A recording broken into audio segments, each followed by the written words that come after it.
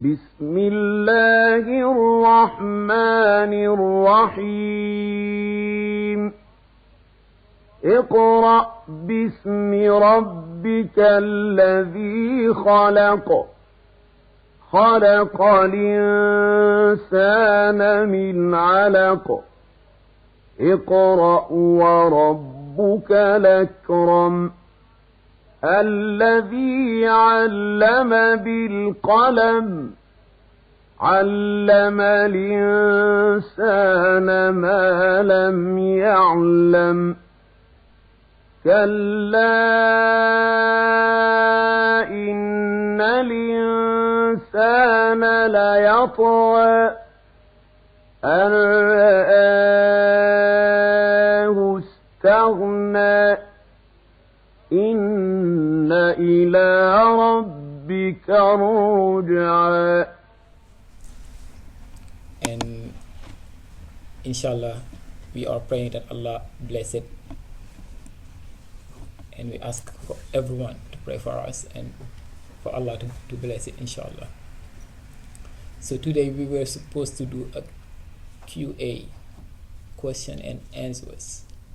It seems like so many people are late or are not here yet. So we will start now, inshallah. If you have any question, inshallah we will try to answer that. And the one who are watching online, if you have anything, just put it there on the comment. And then we will try in the best of our ability to answer that. Bismillah. Can you please tell me something important about Imam Ali alayhi salam? Has nothing to do with the book. What do you mean something important about Imam Ali?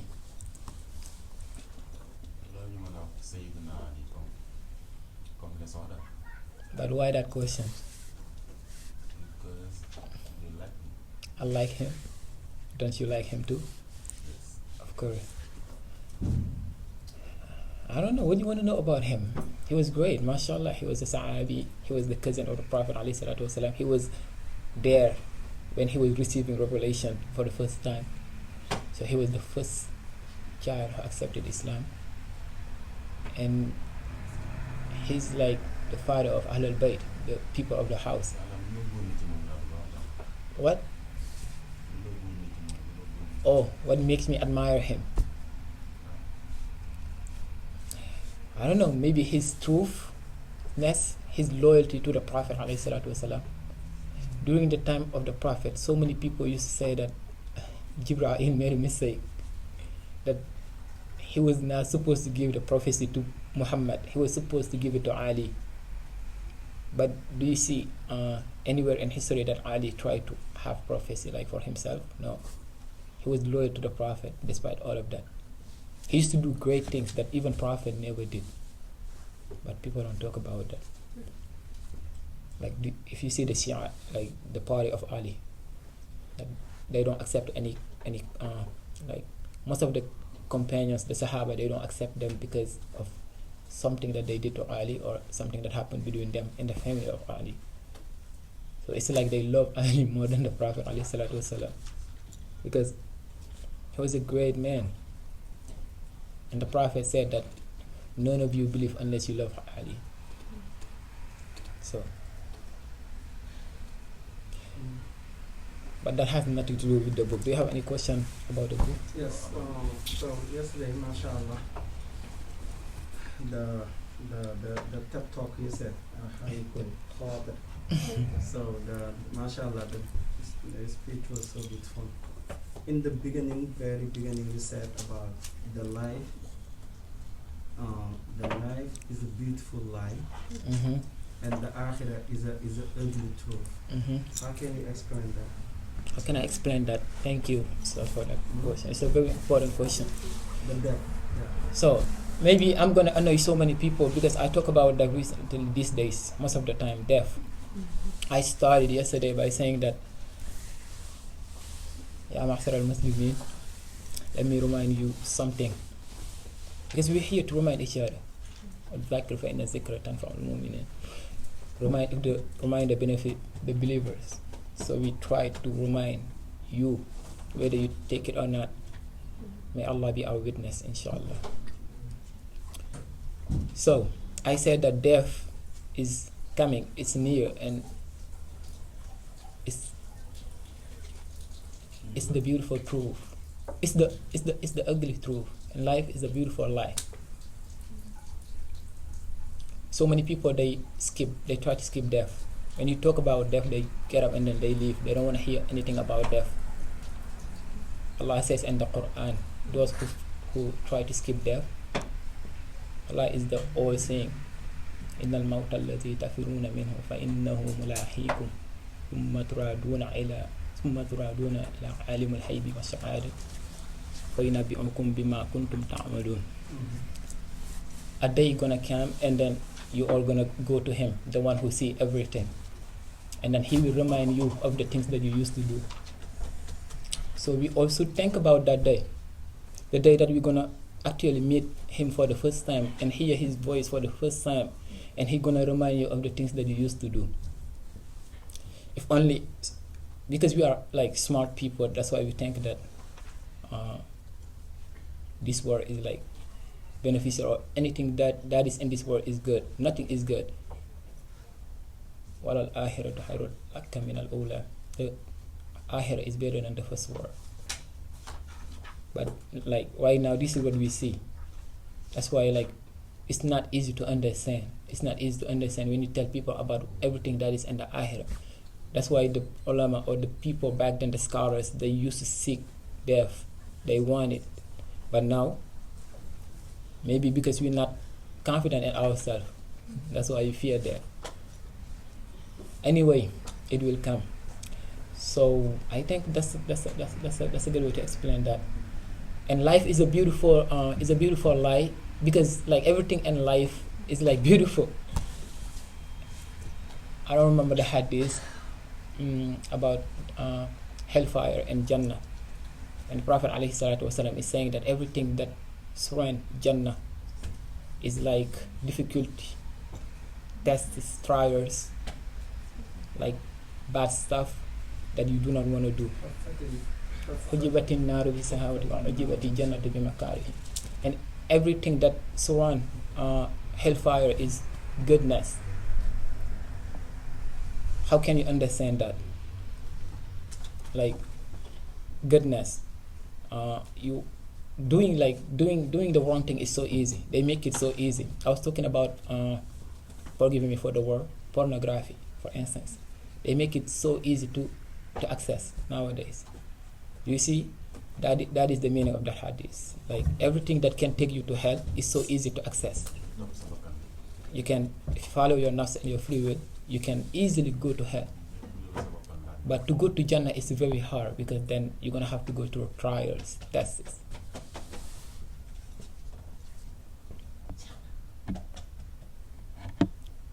Does that answer your question?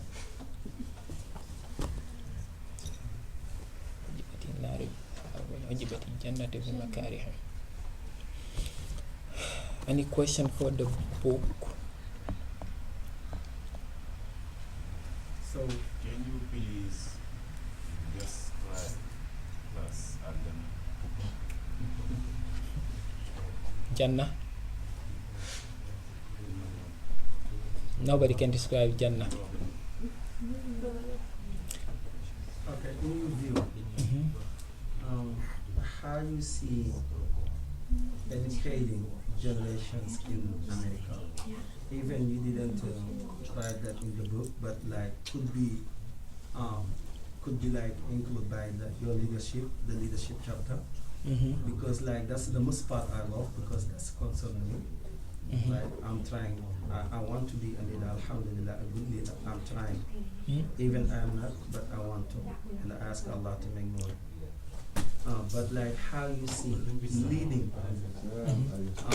people in America, especially young kids, and the way like by your experience when you see and what you don't see yet, what do you think about it in summarizing? Okay, mashallah. Good question. You said something. What did you say? Somebody Somebody asked how can you Okay, then what is the question? If it's related, what is the question so I can see if it's related with what that's. how can we really get away from hellfire? Okay, I'll get back to you inshallah. So Ustaz asked about my thoughts on educating like the new generation here in America, right? Is that the question? I like About- when he say America. All right. Like I said yesterday, that every child was born with something, a blessing that is called al-fitra, astaghfirullah, al-fitra. So they are, since they were born, they start realizing like good from bad.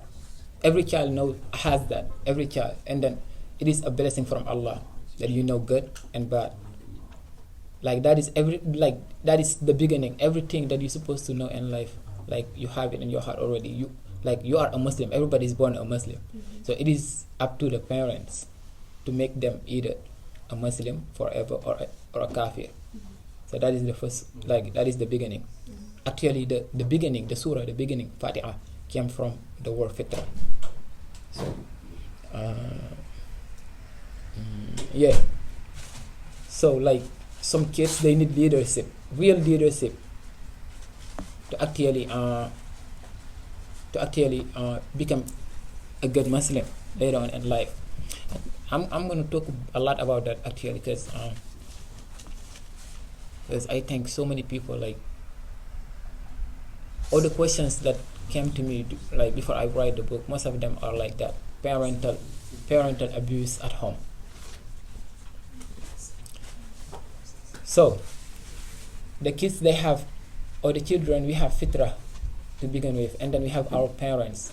Actually, I mentioned that in the book, Ustaz. I talk about like how, like you are your own teacher before anyone else. You are your own teacher before anyone else, before even the parents, because you have that. And then Allah balances it with something that's called al-kibr, meaning your ego, whether you want to accept it or not. And that explains the free will. And yesterday I tried to mention that is why we are better than the angels, because we have free will and they don't. Like they worship Allah every single day. Like they don't have a choice. They just do it. But us, we can choose whether we want to do it or not. So we automatically like become our teachers. For instance, say Ahmad ibn Muhammad Rasul. We learned that since he was a child, that's when he started worshipping Allah. No parents should teach you that. That is like something that you know. But then it is the responsibility of the parents to actually keep them being a Muslim forever. So that is what it means. So in this pandemic, we see people putting masks on. But then what I see is that real masks are actually getting taken off. Like people, you can see you can see like who's real or not now. People put masks on, but masks are getting off from people. To me, that's what I see. People say that the pandemic is terrible, like something like this never happened. But to me, the real plague, like the real pandemic, is the abuse that is in the home, the poor parenting. Leadership starts like at home, and you don't just like sit there and like telling people what to do. So leaders don't sit back and tell people what to do. They show them how to do it. So you have a son, you have a daughter, and then you expect them to be great Muslims. Okay, they have fitra and everything, but they need you. Like the Prophet ﷺ came here to guide us. He was a mercy to all mankind. Allah could just let us, but he won't even punish any nation unless he sent a prophet to them. That means that we need somebody to guide us all the time. But if that leader doesn't know like what it takes to be a leader, then like that whole nation is doomed. So if you take a step and do something that becomes like beneficial to you and the entire humanity, people no doubt will try to imitate you. like this. I am expecting like young people to write something like this or better. Okay. On the other hand, if you fail to achieve anything or something in life, people will learn from that. Try to avoid that. They will not do it. You try to do something and you fail. So you try to do something and it becomes successful. People will try to do it better. But if you try to do something, and that is just my wisdom, you try to do something and it fails, people will not do it. So that means that you're not a loser. You help so many people. People could try it, but you took the first step and tried and you failed. So you help a lot of people. See it that way. That perspective will help you to be a better person. That means that when you become successful in something, that's good. But even when you fail in something, that's good, because people will learn from you not to do to make the same mistake. Do you understand that? Okay. So, and if you don't do anything, if you don't initiate anything, some other people who are ignorant can actually try to imitate that, and they can actually like invade spaces and then misguide so many people. But maybe you had the potential and the credential to start it and empower and inspire a lot of people. Okay, so if you don't do it, somebody else is gonna do it. But if that somebody else do it, then you have no right to sit there being critical or judgmental. That is what's happening in this dunya. We sit back, we do nothing, but when somebody else do it wrong, then we start. So we all act like bosses to each other. Like, do this, do that. That's boss. Like if you start sit here and then tell people what to do, he's a boss, he's not a leader. But if you start see something wrong and he fix it and they go sit down, next time one student we do like Ustaz. Like kids, we see what you do and we follow it. Like at home, there are young kids that they say a lot of negative things that you think they learn that from their parents. Like this is a bad example, I'm not gonna say it here. So let's be humble and lead the way and lead the way in great and beautiful examples. If the youths of today are the future of tomorrow, Ustaz, then we should respect their today. Do you get that?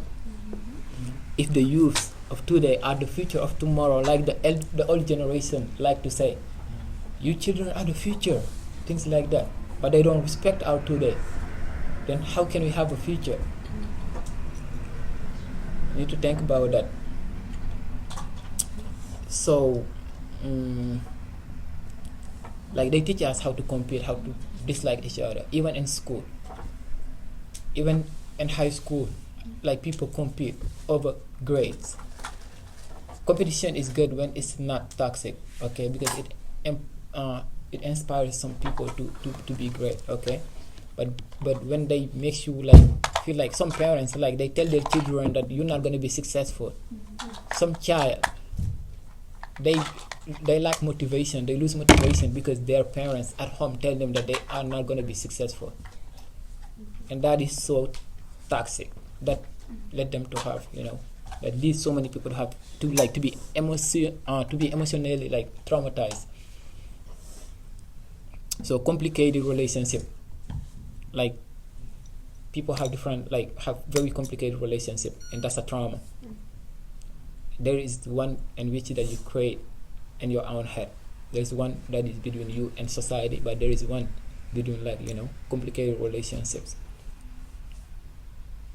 One example in particular of that psychological and mental health dimension is the story that took place between Musa alayhi salam and Fir'aun. But I'm not gonna get to that, and I'm gonna come back to that. So, like I was saying, some kids, because of their family members, their loved one, they feel so unmotivated and like they lack motivation to do anything. Let's go play soccer. No, I'm not motivated. Let's go eat this. Nope. And that is the start, because it all starts like with an emotional crisis, and it will end with a spiritual one. Spirituality is why we're here. That's what we need. But if you're not emotionally fit, how can you be spiritually strong? So it all starts at home. The power abuse used. Some parents, like back then, my parents used to do this to me. They used to yell at me. They used to curse at me. Now I have to do it to you. Instead of learning from that, you could learn from that, not to do that to your children, right? But instead of doing that, the only thing you have in your head is that, okay, they used to do it to me, and that makes me the person I am. Who are you? Nobody should hear what I'm saying and get angry unless you are guilty. And it is a proof that is hurting our societies. So many children are doing crazy things on the streets. I'm included because I'm not perfect. But most of the time, it's not us. It's the way you were raised. So again, the complicated relationships, the one that you create in your own head and the one between you and society.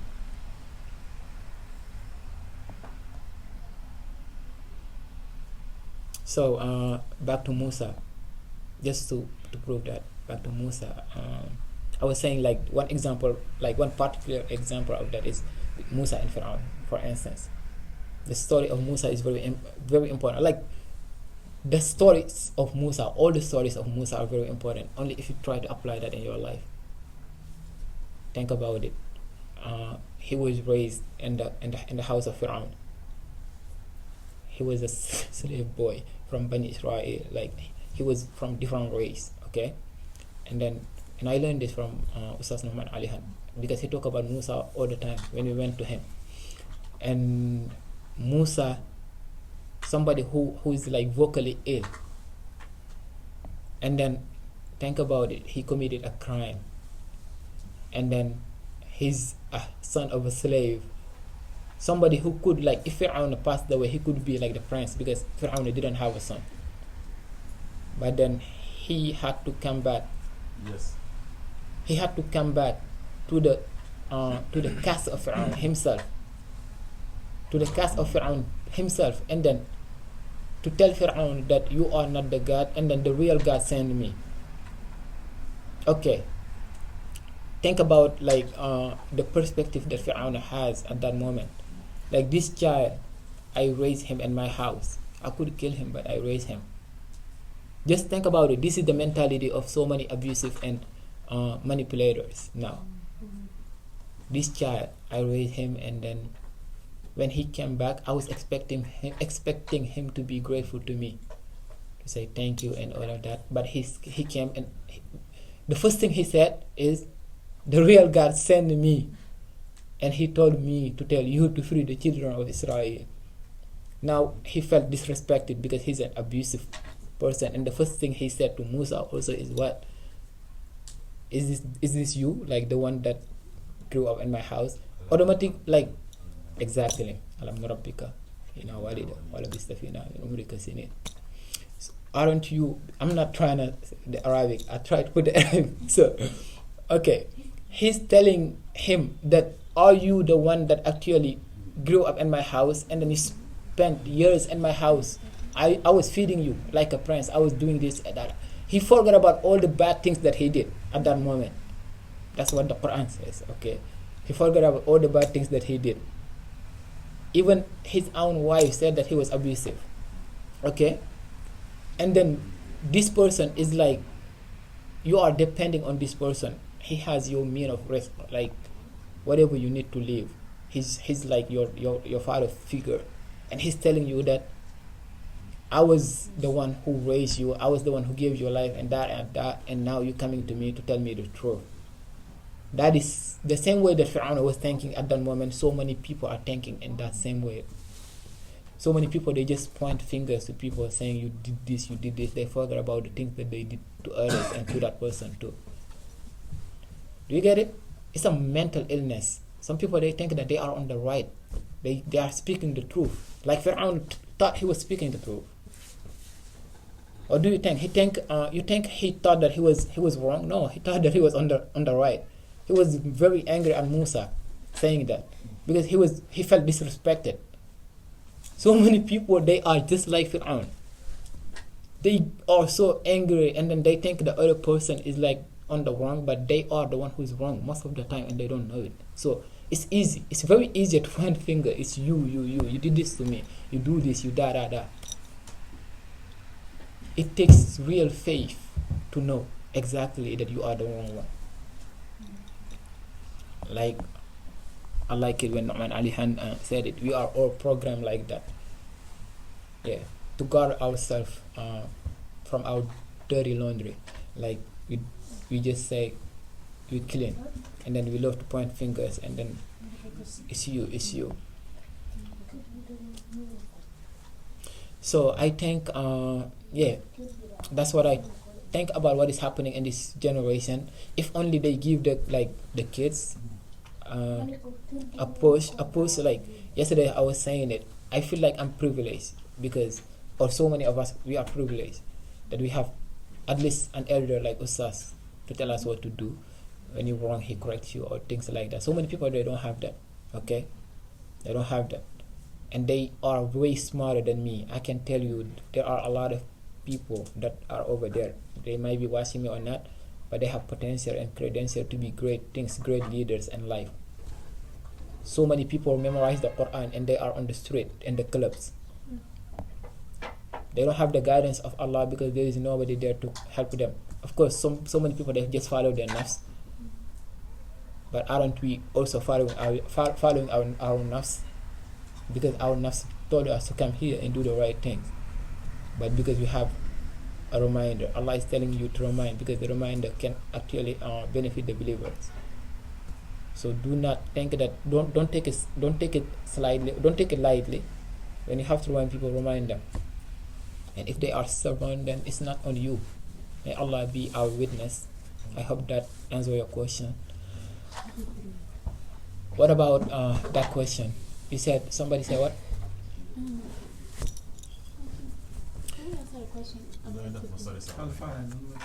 Huh?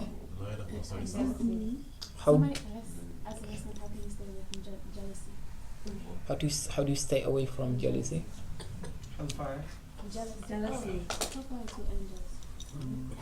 That's another question. The hellfire one. Just stay away from the prohibition of Allah, and try to do the best that you can about what He asks you to do. It's not like hard. You don't have to do everything if you can. But again, remember that Allah does not burden any soul on which it cannot take. So if Allah tells you to do something, that means that you can do it. So it's the perception of your mind.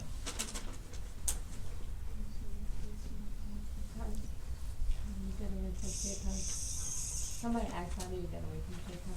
How do you get away from jealousy? No, Shaitan. Satan? You don't get away from Satan. Satan is Al-Hannas. He doesn't give up. He's always there. And he's older than...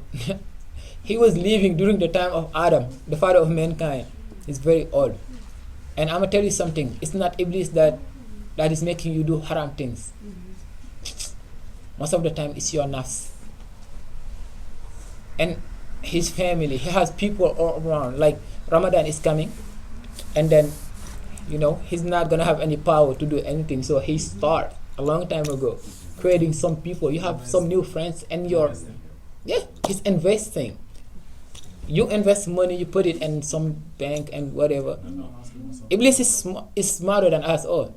So what he's doing, okay, one trick that I can think of right now, because this is not something that I prepare. It's you asking a question and I'm speaking of my mind. So Iblis, for instance, there is one person in your clique of friends that Iblis prepared a long time ago. That person, when the Ramadan came, let's not fast tomorrow, let's go to the club. That type of friend, I'm telling you, don't think that Iblis is in jail and then, no, Iblis is right next to you. It's that friend of you. Or you call that person friend. And many other things, like the internet, like the easy access of accessing sites and websites that are haram, going to do haram things. So he's investing right now. You don't get away from him. All you can do is make sure that wherever you are, you remember Allah, and that Allah, and you are with Allah. And you remember that Allah is with you wherever you are, and you try to humble yourself, not to sin in front of Him, and then to hide your sins away from like mankind. How many children does Iblis have? How many children does Iblis have? Allahu A'lam. I don't know. La adri. Why you don't know? My knowledge is limited. I do not know everything. Allah only knows everything. dama mos a woon diggante But for the Iblis, I'm speaking Wolof. How do I know how many children? You ask me how many children Iblis have. I say, La adri, I don't know. Allahu A'lam. that's a good answer man that's a good But answer how can you know that? that's very good Hmm? answer. Okay, how can you know it? My knowledge is limited. I'm not How here. can you know it? How can you know it? You don't know it. Yeah, exactly. That's what I'm trying to say. There are a lot of things that you do not know or you cannot see. Your vision is limited. Like, okay, I'm seeing mommy right now, but like if I was outside, my vision has a limit. There are things that I cannot see. That's why to take you back to Ustaz Fatbal last Friday. Some people they see the moon, the moon. Some people they don't see it. Some people say we're gonna fast tomorrow. Some people say the day before, because your vision is limited. But there's knowledge and wisdom, everything. I have a question. Bismillah.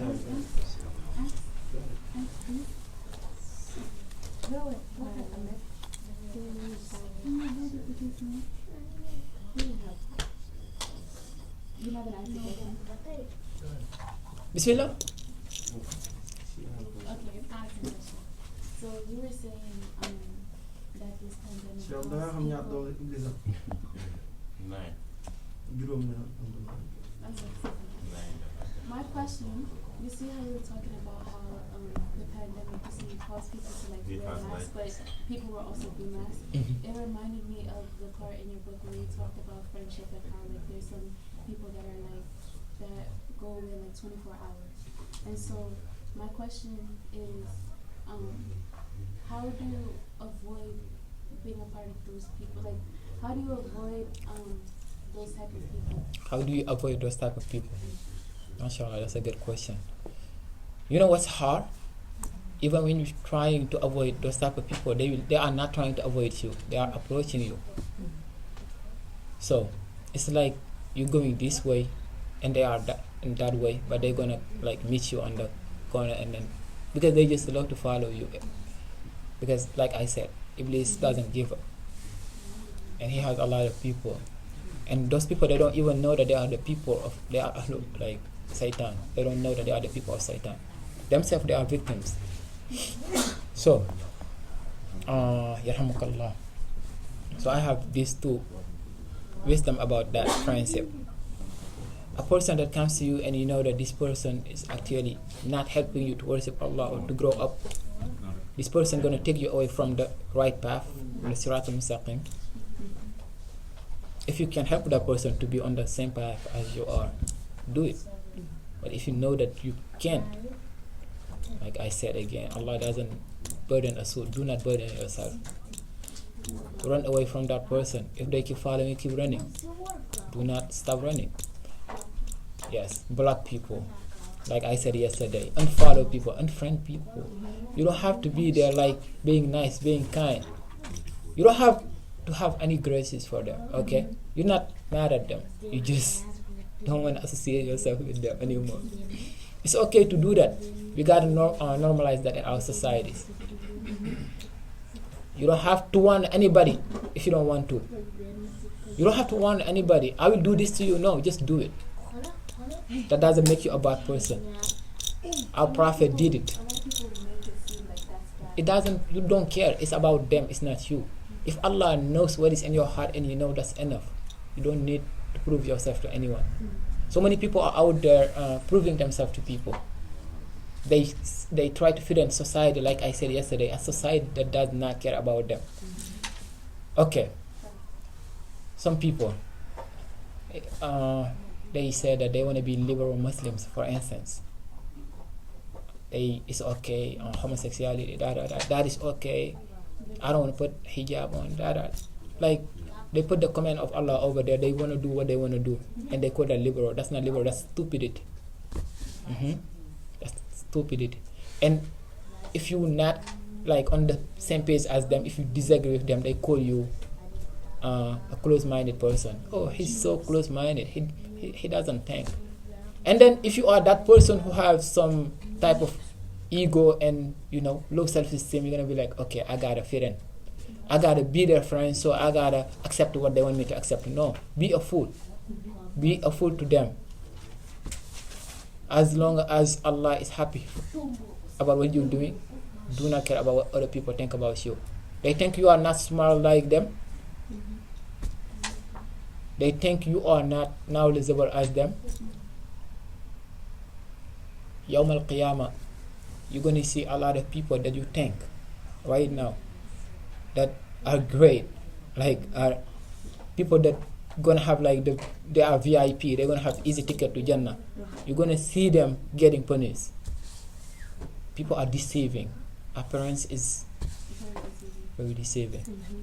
That's why we shouldn't judge people on the way that they look, but through the actions. It's not the word that they say, but are they acting upon it? Actions speaks louder than words.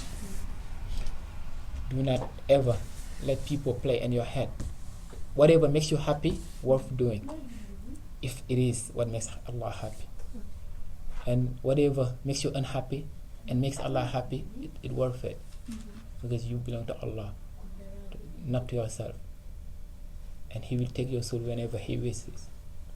So you don't want to do something that He doesn't want you to do and He take your soul. Because we will meet Him the same way we die. So if imagine you die and while you dying you're doing something haram. On the question of happiness, somebody says, what do you mean by happiness is earned and not deserved? Happiness is earned and not deserved. Okay, so many people, they do wrong things because they think they deserve happiness. Mashallah, that's a great question. That is somebody who actually read the book. Or okay, do you know how the inspiration of that came to my head? I talk to people and then they do wrong things, and then when I ask them why are you doing this, it makes them happy. Some people, they are unhappy unless they smoke, for instance. That makes them happy, right? Some people also, they drink because it makes them happy. Some people, they commit zina because it makes them happy. So some people, they think that Islam is actually no, but but Islam is actually here to make their life difficult, because Islam makes them or tell them not to do what makes them happy, or what they call happiness. So happiness is earned. That means that you cannot find true happiness unless you are on what makes Allah happy. So you earn happiness, but you do not deserve happiness. None of us deserve happiness. Allah is the one who gave us like life and gave us. He made these people poor and these people rich, right? Okay. Do you think you deserve to be rich and that person deserve to be poor? Allah makes this person beautiful to everyone and that person impulsive to everyone, to some people. Do you think you deserve to be looking good? Or do you think you're better than that person? Do you understand what I mean? So some people, they enjoy reading Quran. So if they're reading the Quran and enjoying it, they don't deserve that happiness. Again, I said that when you're doing what makes Allah happy, that's when you earn it. You earn that, but you do not deserve that. Because Allah, okay, some people are over there doing bad things too. And if it was not in the will of Allah, they will not do it, okay? So, are you better than those people? Okay, in our sight, yes, but in the sight of Allah, no. Nope. In the sight of Allah, you're not better than those people. Maybe those people, unless those people did something that Allah misguided them, then in the sight of Allah, you are better than those people. So you earn happiness by being on what makes Allah happy. But if you're not doing it, don't think you deserve it. You get it? You get it? I don't think it's clear. You earn happiness when you are doing what makes Allah happy. but you do not deserve that, because Allah could actually make you just like that person who's unhappy, but He gave you that. That is a blessing. That is a privilege that He can take away at any time. So you do not deserve that. A privilege is something that is given to you and can be taken away at any time. You do not deserve that. Like my 5 fingers. Some people don't have it. And some people, when you tell them, thank Allah, they say, why? Why wouldn't you thank Allah when He gave you 5 fingers and some other people 4? Do you understand? You think you deserve 5 fingers and somebody deserves 4? No. You do not deserve anything. We do not deserve anything. We just earn it by doing what makes Allah happy. Yeah, but somebody asked you, how does a person fix themselves? How can a person Fix themselves? themselves. I don't know about people, but how do I fix myself? Mm-hmm. I'm a person who likes to ask questions. You know, people see you more than you see yourself. Mm-hmm. That's why make sure you know some honest people. Ask them, okay, what do you think about what I did? I'm not saying that you believe everything that they say, but ask them and then make connection. You know yourself more than anyone. And yeah, you can lie also to everyone except yourself and Allah.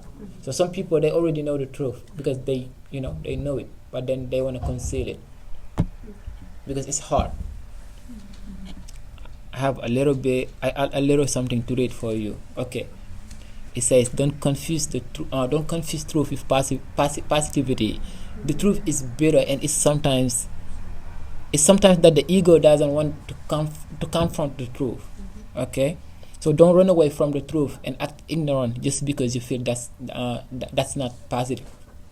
Many people do that.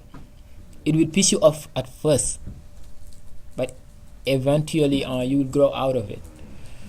So only like through facing the truth that you can actually free yourself and your mind, and that's when you become yourself on a deeper level and see everything with awareness. It's hard, okay? Even I am trying to get there. So it's all about the perception of truth that you have in your head. So if you are a person who see the bigger picture, like you go and you ask your friend, okay, or your friend comes to you and say, okay, I don't appreciate what you did, like some friends do, and then they tell you, if you are somebody who see the bigger picture, you will listen to them and then try to not to believe what they say, because maybe they might be manipulators too, but see the bigger picture. But if you are not that type of person, then you're not gonna actually like free yourself, like, you know. But if you tend to practice fake positivity, like, and like you say positive things to yourself, or you want to hear positive things from others, people that are around you all the time, you would bypass anything that seems uncomfortable. If it is uncomfortable, you're not gonna listen to it. So it says that ultimately the truth is the only path towards freedom from ignorance, and I like that. So somebody asked you, what motivated you to write your book? What motivated me? I said that yesterday. Okay. So, like yesterday, I said that I didn't think of myself writing books. I just love to write poetry and advise people and talk about however I feel. Like, I'm the type of person who usually don't go to people and tell them how I feel, so I write it down. But maybe based on what I say and then talk to people around, so many people used to tell me that if you write a book, I'm gonna buy it. So I started since high school a book called Dear Friends, Cher Zami. And I try to talk about like the political movement of Senegal and how to change it, things like that. So recently, like last Ramadan, some friends who had like mental illness or depression or things like that, or who have been like abused at home, they used to come to me and ask me for advice, or people used to reach out to me asking me for, like, you know, a lot of questions. And then I was like, do I have to give this person one answer and then the next person the same answer like all the time. Sometimes I copy and pass what I tell people, and I was like, this is not helping. I feel like people need something that if you collect all of these things that you're telling them, they will not come to you anymore. Whenever they have, like, they feel that type of way, they just gonna open the book. And then I went to gatherings, like to many places where people meet and talk, and then I feel like they talk about the same things. They say something, and the next gathering they talk about the same thing over and over again, and that means that they feel the same way. So I was like, if you put all of that in one book, we cannot put everything anyway, but just what your mind can think of at the moment that you are writing, then maybe it will be beneficial to so many people, and I hope that it will be. So not everything in it is perfect, of course. And again, the intention is not to reach out to everyone, but only one person is enough. If one person find it beneficial, then alhamdulillah, that's the goal. So again, it's not that I'm seeking anything from it. Also, it was supposed to be free to everyone, but then we had a better idea. We wanted to charge people so that you could give it to charity. So you're reading, and then you're helping people that are in need when you buy it. So I think it's me trying to help you to actually see the words and in another perspective, or maybe the things that you used to say to yourself and to others and they don't understand, so you can know that somebody out there is listening to you and he understands how you feel and willing to share his thoughts and his what he calls solution to your problem. So may Allah make it easy on all of us, inshallah. The same person said that I assume you attain the secret now, and how has it impacted your life? No, actually, no, but I'm trying. It's like, alhamdulillah, first of all, because not everybody is guided to do things that we try to do, but it's not our capability or ability to do so. It is the help of Allah. So when people write something online or then they say something, that's like when I tell you to fear Allah, that doesn't mean that I fear Allah, but it's me telling you to do something because maybe I can't do it and I love you and I don't want you to be like me. Do you understand? Sometimes people tell you go pray, but they don't pray. It's not that they are trying to preach or anything, but they are telling you not to be like them. So not everybody who says go do this and do this are doing that, but it might be that they cannot do it and then they are telling you to do it. So I try to remind people, like in few parts of the book, that I might not be more knowledgeable than you. I say that a lot, but I am just trying to share my thoughts. Hopefully Allah will make it easy for you and I, inshallah. And then again, the way that I understand life is that nothing is deep, and there is this something that everybody should take seriously. Listen to me carefully. There is this thing that everybody should take seriously, and it is the fact that nothing is too serious. We're all gonna die.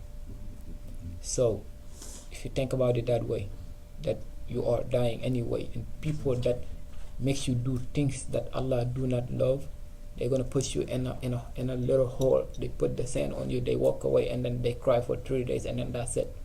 That is the ultimate strength. Like if you have that in your mind, you're not gonna live to people's standard, but your own standard of life, and you're not gonna live to impress anyone but Allah. So I think that is the secret. If you know that Allah, only Allah is there and nobody else, like you don't spend time with all of these people that you are around. You're gonna spend like more time with yourself for the rest of your life and Allah. So you're not gonna be like other people who's out there trying to impress people or explain themselves too much. So I call that the secret. I don't know what's your secret, but my secret is that like just try to have total tawakkul, reliance on Allah, and then everything will like flows as you need it to be. You might not have what you want in life, but it's okay. make sure you pray to have what you need, but pray to love it. I don't know. That's what I can think of right now, honestly. Someone else asked, how can you be sensitive to your own feelings? I don't understand that question. Maybe this person is talking in the context of being vulnerable. I guess like being vulnerable and accepting. That's all I thought about. I don't get it. Yeah. Can you explain what you mean? The question says, how can you be sensitive to your own feelings? How can you be sensitive to your own feelings? I don't know. I don't understand the question.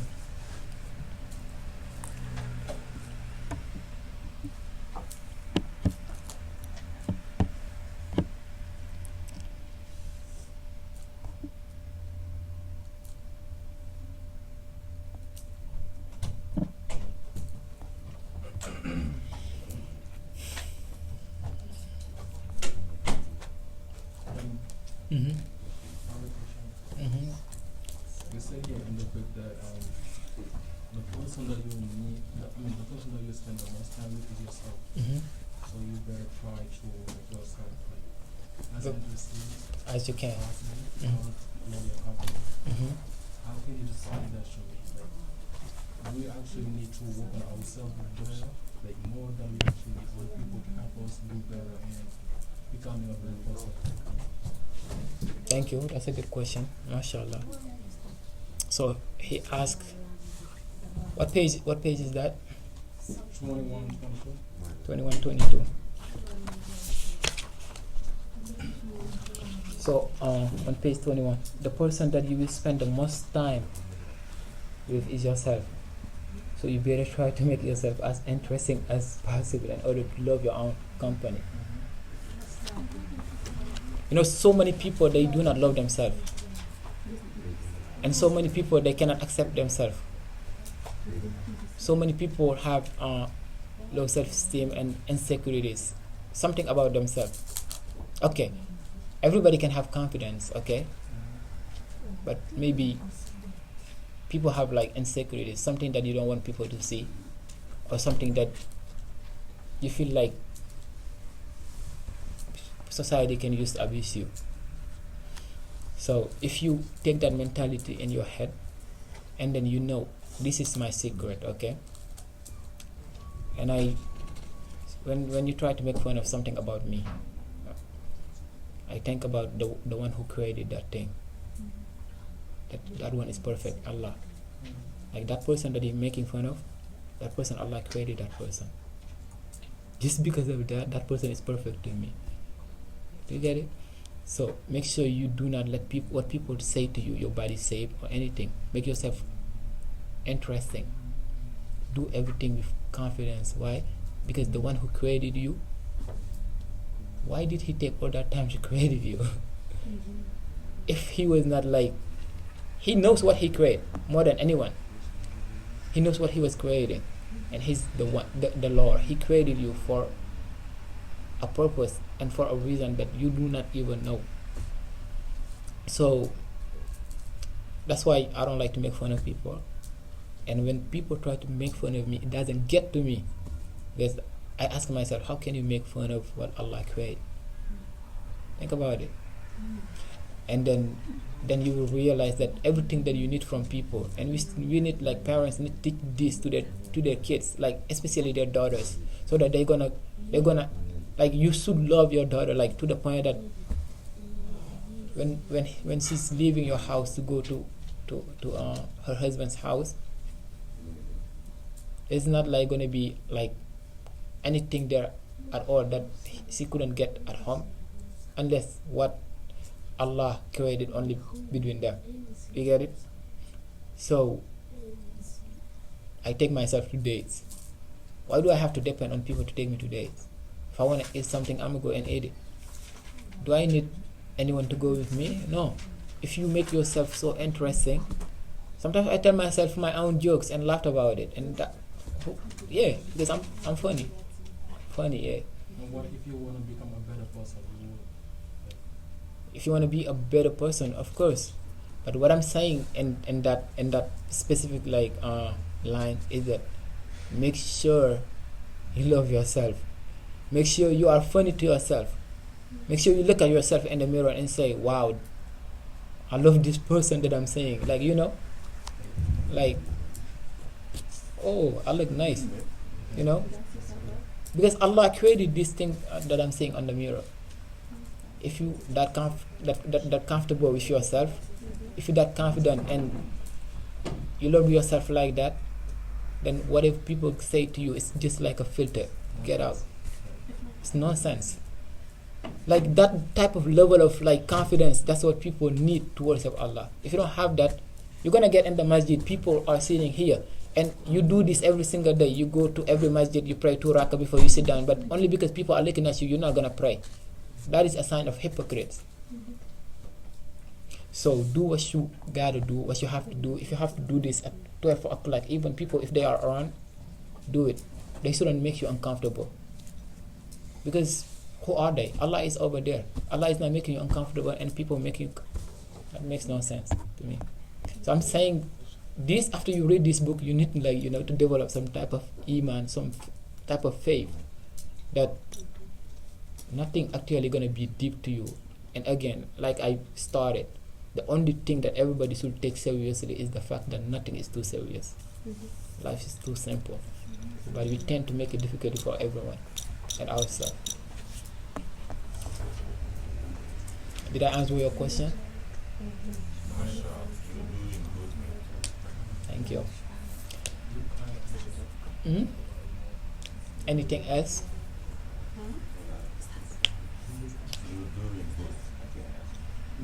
Abibatu?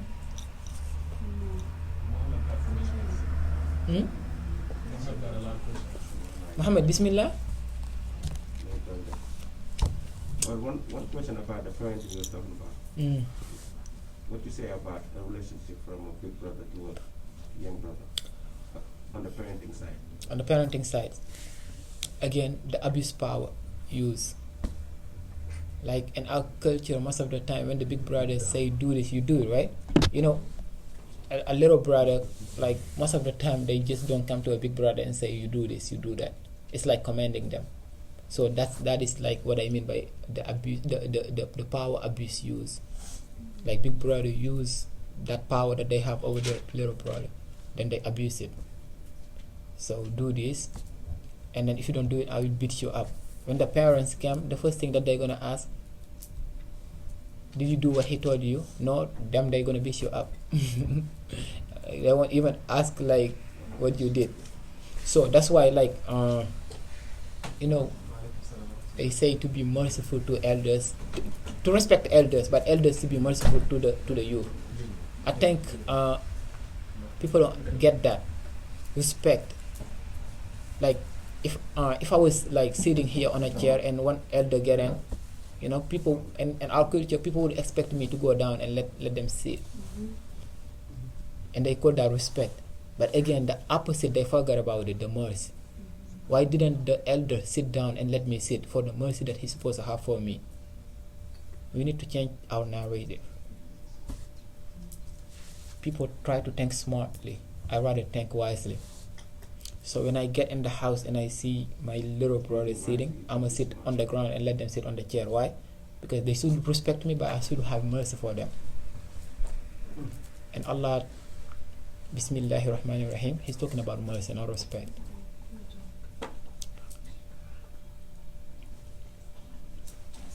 Excellent.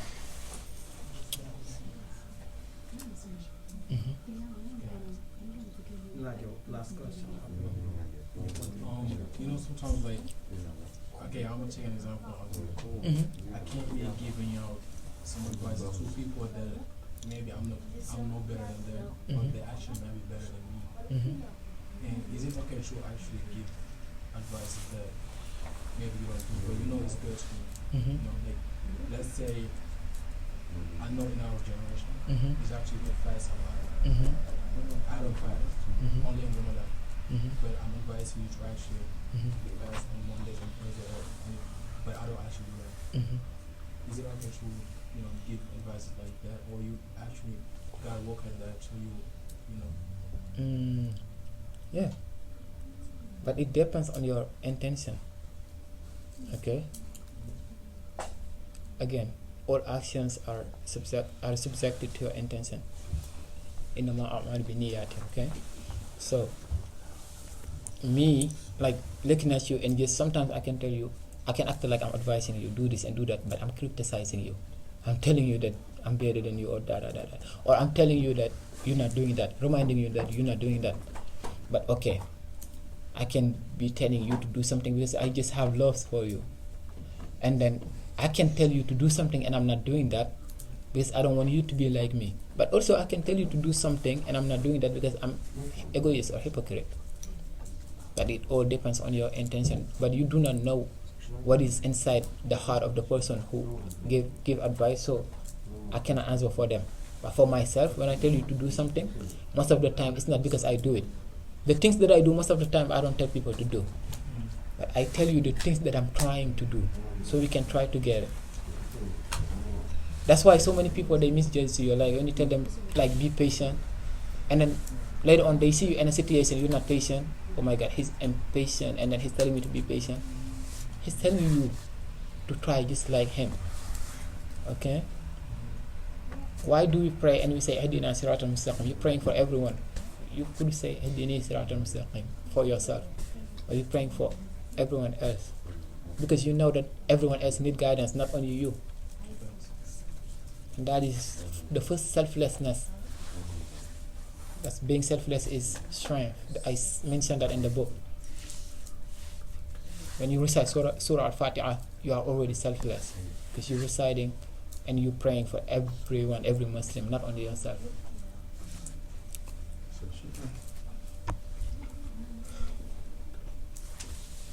This is the end, or we're gonna come back? It's up to you guys. Come back. اللهم سبحنا علم الموت بلا إله إلا الله اللهم اجعلنا من الذين آمنوا وعملوا